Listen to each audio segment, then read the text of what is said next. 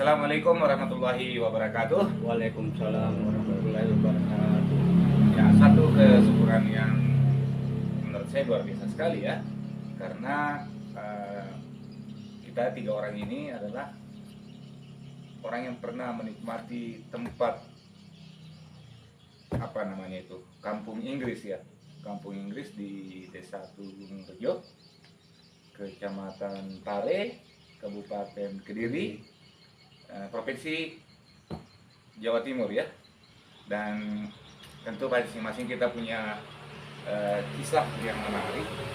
Kenapa menarik? Karena salah satu alasannya saya lihat di Indonesia ini, kata klasik kampung Inggris itu daya tarik bagi lembaga-lembaga di sebagian besar di Indonesia untuk membuat orang mau datang belajar bahasa Inggris. Bukan hanya sekarang ada di kampung Inggris saja istilah itu, meskipun istilah kampung Inggris itu orang terinspirasi terlebih dahulu, kemudian orang lain untuk membuatnya. Dan kita ingin melihat lebih jauh bagaimana pengalaman kita masing-masing. Saya di tahun 2004 saya. Ancat, Mr. Ancat 2007 dan Agung tahun 2016. 2016. Oke. Kita akan saling bercerita bagaimana pengalaman kita masing-masing, pemikiran kita dalam upaya membangun kemajuan diri berbahasa asing. Salah satu pelajaran yang cukup ditakuti di Indonesia. Dan ternyata setelah kita belajar dari kampung Inggris tersebut, pelajaran itu jadi lebih mudah, lebih nyaman. Oke, kita beri kesempatan kepada Mr. Agung, Pak Agung, siapa nama lengkapnya lagi? Agung Pratama Salasa. Agung Pratama Salasa untuk mengkisahkan mulai dari mana terserah. Oke? Dari mana ya? Iya, nggak apa-apa.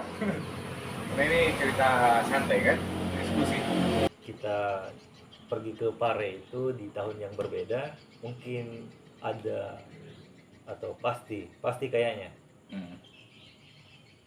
ada yang berubah. Iya. Dari setiap tahunnya. Kalau saya di tahun 2016 mungkin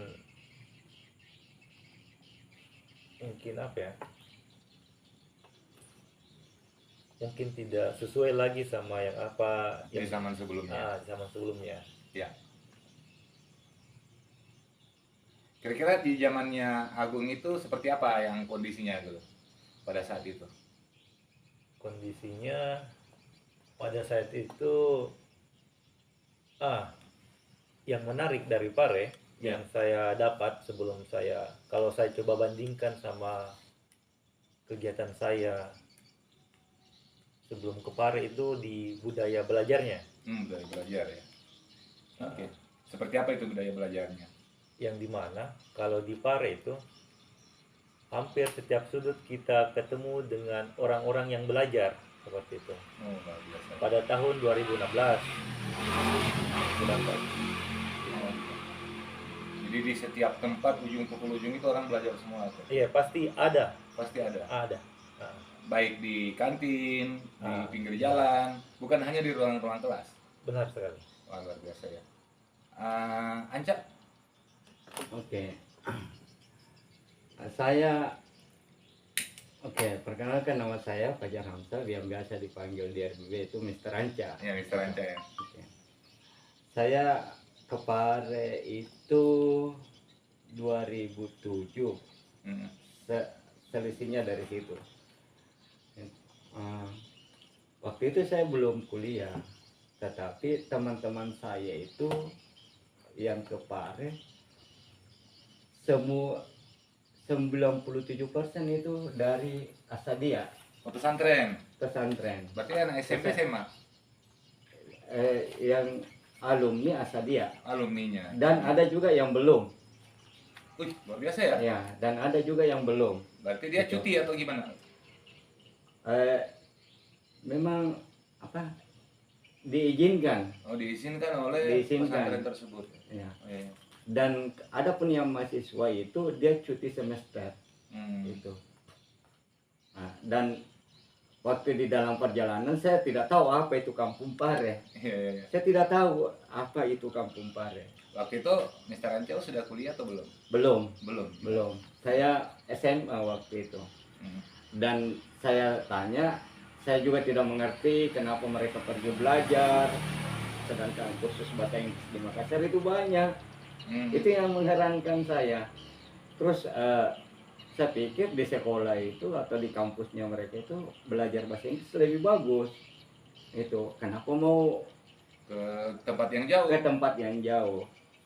Saya tanya-tanya, ternyata alasan mereka berbeda-beda, tetapi ada yang menyamakan mereka bahwasanya di sana orang paling cepat bisa mengerti dengan metode belajar mereka di sana, dan kedua harganya murah. Ya. Itu makanan juga murah, dan transportasi itu tidak dibutuhkan.